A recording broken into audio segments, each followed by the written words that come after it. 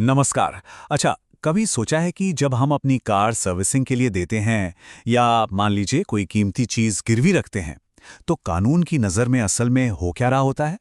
आज हम कानून की ऐसी ही दो बातों को समझेंगे जो हमारी रोजमर्रा की जिंदगी से बहुत गहराई से जुड़ी हुई हैं। तो सवाल यह है कि एक कार की वैले पार्किंग वाली टिकट और किसी हार को गिरवी रखने की रसीद, इन दोनों में क्या कॉमन है ना सोचने वाली बात।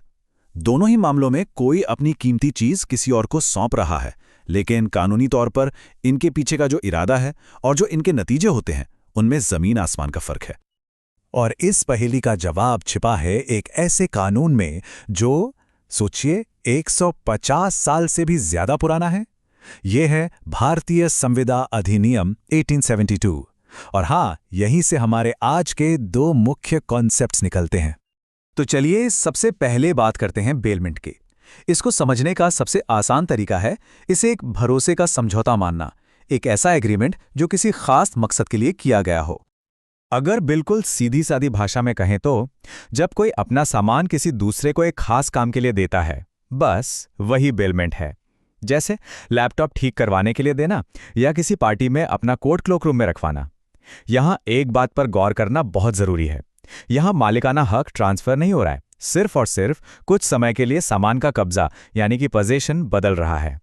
तो ये जो बेलमेंट है ना, ये चार मजबूत पिलर्स पर खड़ा है। सबसे पहले सामान का कब्जा देना पड़ता है, मतलब डिलीवरी ऑफ पोजेशन। दूसरा, ये एक समझौते के तहत होता है, चाहे वो बोला गया हो या इशारों में समझा गया हो। तीसरा, इसका एक खास मकसद होता है। और चौथा, जो सबसे जरूरी है, मकसद पूरा होते ही वो सामान वापस करना ही करना है। तो मुद्दा यह है कि ये सब कुछ टेम्परेरी है, एक अस्थायी ट्रांसफर। अब देखिए, ये बात कितनी दिलचस्प है। कानून की नज़र में ये जिम्मेदारी इतनी बड़ी है कि कभी-कभी तो बिना किसी फॉर्मल एग्रीमेंट के भी बेलमेंट हो जाता है। सोचिए, जैसे जब कोई सरकारी अथॉरिटी किसी का सामान जब्त करती है, तो कानून कहता है कि वो भी उस सामान के लिए एक बेली की तरह ही जिम्मेदार हैं। उन्हें उस सामान की देखभाल करनी होगी। अच्छा, तो ये तो हुई बेलमेंट की बात। अब आते हैं हमारे दूसरे कॉन्सेप्ट पर, यानी गिरवी, जिसे हम प्लेज भी कहते हैं। अब देखिए, है तो ये भी एक तरह का बेलमेंट ही, एक स्पेशल टाइप का, लेकिन इसका मकसद, इसका इरादा पूरी तरह से अलग है। और वो मकसद है सुरक्षा। इंडियन कॉन्ट्रैक्ट एक्ट की धारा 1772 इसे डिफाइन करती है। जब कोई किसी कर्ज के बदले या किसी वादे को पूरा करने की गारंटी के तौर पर अपना सामान किसी को देता है, तो उसे गिरवी कहते हैं। इसका सबसे आम, सबसे बढ़िया उदाहरण क्या है? सोना।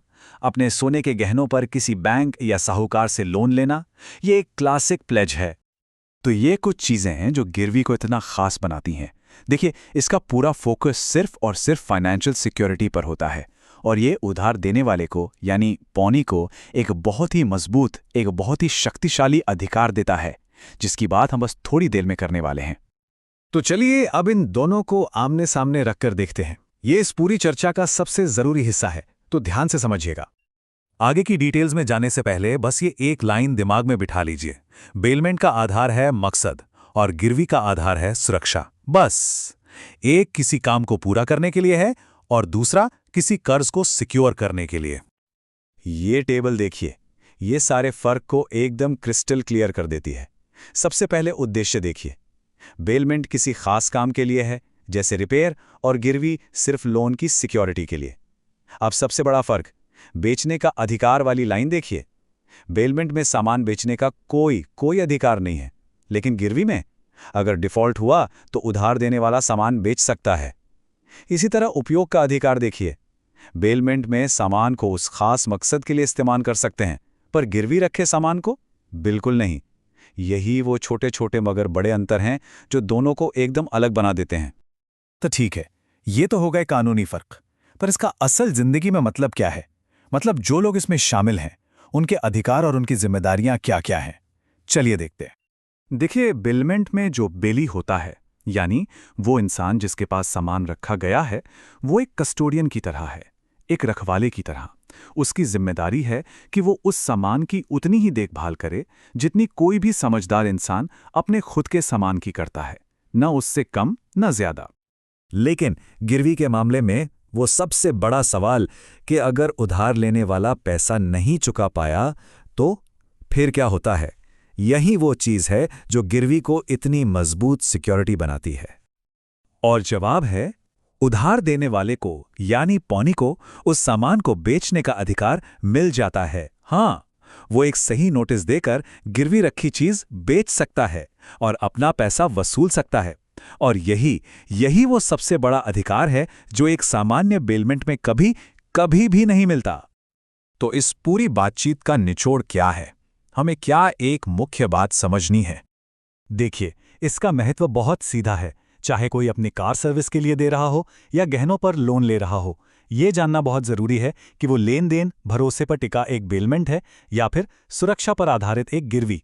बस ये छोटा सा फर्क जानने से ही किसी को अपने अधिकार और अपनी जिम्मेदारियां साफ साफ पता चल जाती हैं।